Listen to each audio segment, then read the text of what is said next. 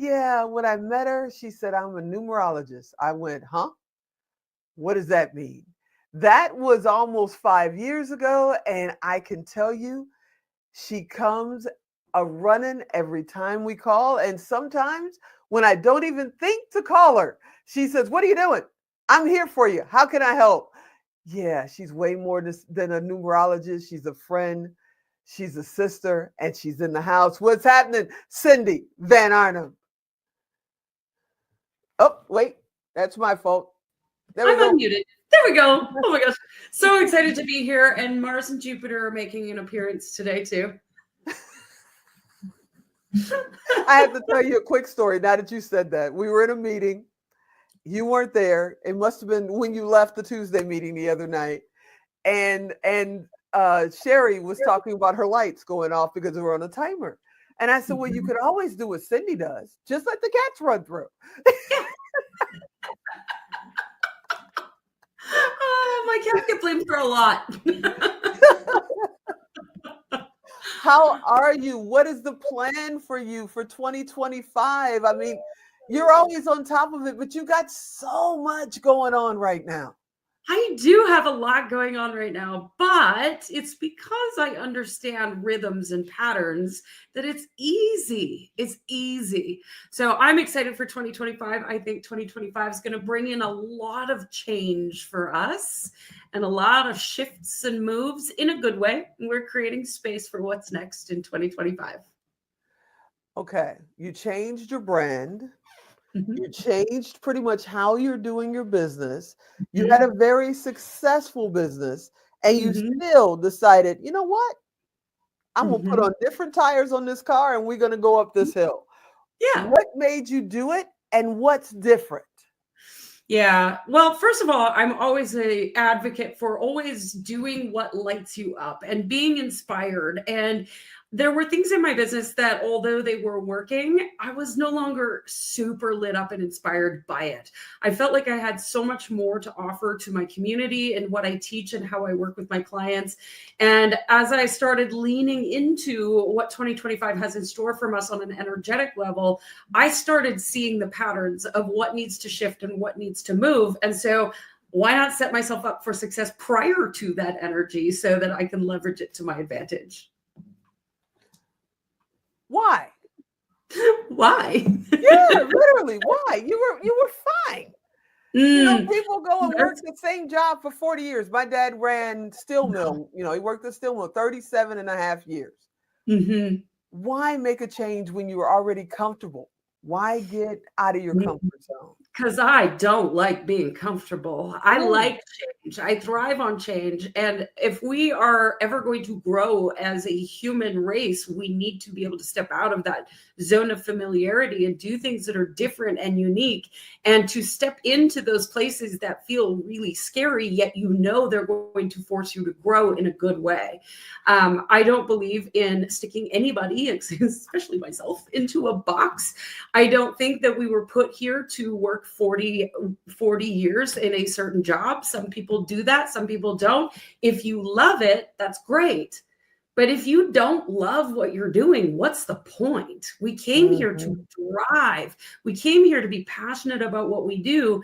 And we have these specific gifts that we were given by God. We need to be sharing those gifts. God didn't give you those gifts so that you could hide them behind closed doors in a closet where you never talk about it and never share it. And God didn't give you those gifts so that you would suffer or never learn how to step into those gifts and really own and take ownership and claim those gifts as your own. And we were given those gifts so that we could thrive. So use them. I want to congratulate you. You know, I want to congratulate you and I want to thank you because you gave us the privilege of producing your short story, Yellowbird. And Mhm. what a story you have. But then on top of producing your short story, Yellowbird, you've been winning awards all over the place. You sent me one not too long ago. Film was Mhm. not something I don't believe film was something you were even thinking about before we approached you about doing your story. How has No. your life changed since we did your short? Oh my gosh. Well, first of all, thank you. And thank you, Beatty, for seeing that story as something that could be shared. I had shared my story, on the smaller stages on social media. I talked about my story, but it was at the Power of Pink, that I publicly shared my story on the stage. And Beatty, the director and screenwriter, she came to me and she says, I'm going to write out of your story. And I went, deer in headlights. What does that even mean? I had no experience in the film industry, no clue.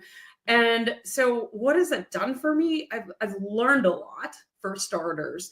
But more than anything, it's really helped me to take ownership of my story and move even further beyond the trauma of it, and really see how it can make a big difference in the world. So I want to thank you and the entire team for giving me that platform to share that story and to take that story to the next level, because it's just going to help more and more people. So thank you, Tigo, and everybody who worked on that project.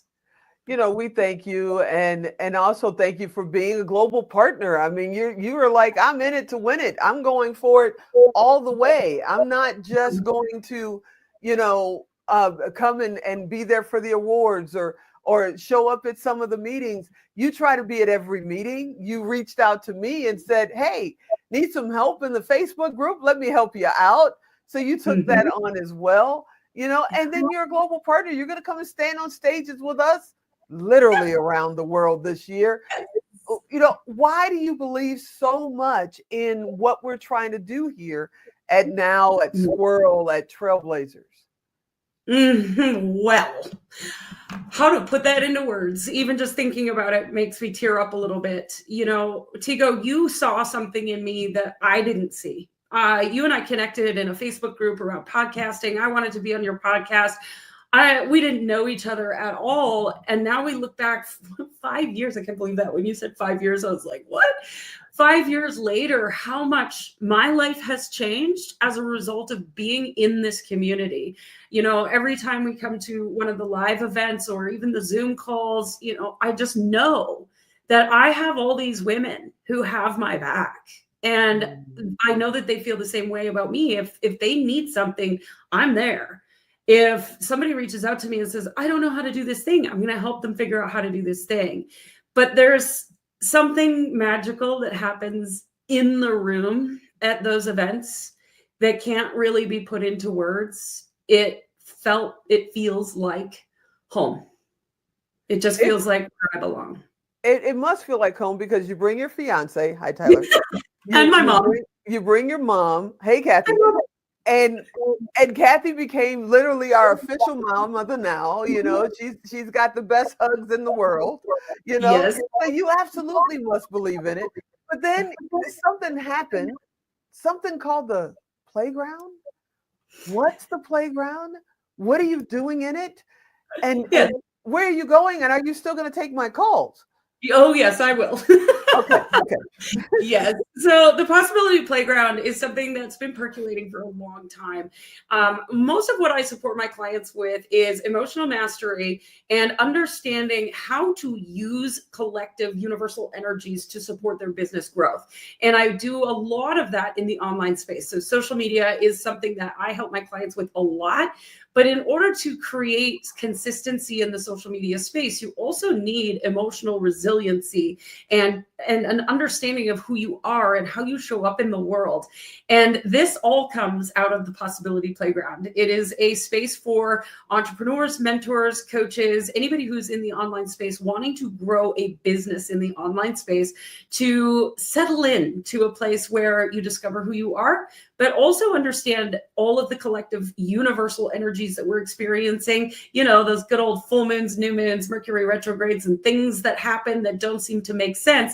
I hope you make sense of it, but not from a place of what's happening currently, but what's happening in the next week, in the next month, in the next 6 months, so that you can plan accordingly and leverage that to your advantage. So in the Possibility Playground, we talk about how to create consistent content based off of these energies that everybody's experiencing.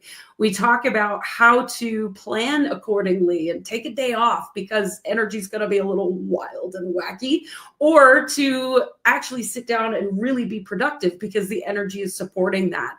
And what that does is it helps helps you avoid burnout, because we're all, especially us women, we are giving and giving and giving and giving and doing. And I have a million things on the go, as you know, but I don't burn out. I don't burn out ever because of this. So that's the possibility playground. That's amazing. And I don't know where you find the extra 12 hours a day I that none of don't. us can find. I've been looking for decades, but you managed to find it and keep going. I've got to ask you, what's coming up in 2025? I mean, should I get under my desk? What's happening? Under your desk? No. 2025 brings in massive change, and it's the change we've been waiting for. But there's going to be a little bit of purging and clearing out the clutter before we get there. It's like when you have a closet full of clothes that you haven't worn since the 80s. We've got to clean that all out and make a mess first and dump it all on the floor so that we can decide what clothes we're keeping and putting back in the closet. That's what 2025 is going to feel like energetically. So you might all of a sudden be inspired to like completely change your business model, like I did, or to completely purge your garage or that attic that's been storing stuff for months and years and years.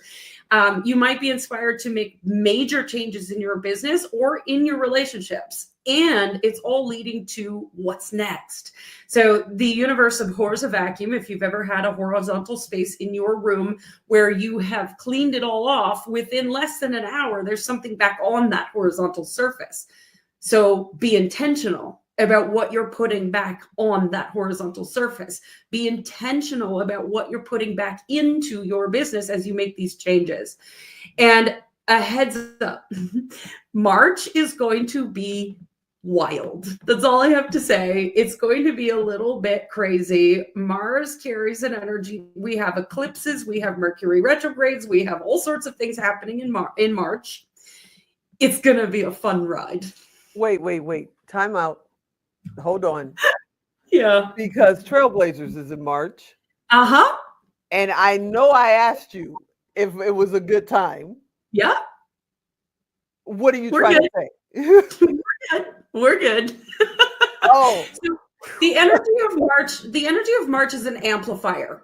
Okay. And so it's amplifying what you are choosing to think and focus on. So the Trailblazers, we are celebrating, we are honoring, we are coming together in community. And so all we're doing is amplifying that. So it's an excellent time to gather in person, to come together and celebrate and honor and think positive thoughts and the gratitude. All of these pieces are excellent for March.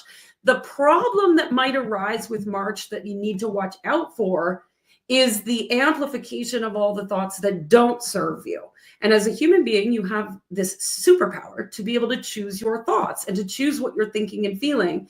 So in March, if you are experiencing the negativity, the doubt, the insecurity, the fears, remember that it's actually inspiring you to face those fears so that you can heal it and move on.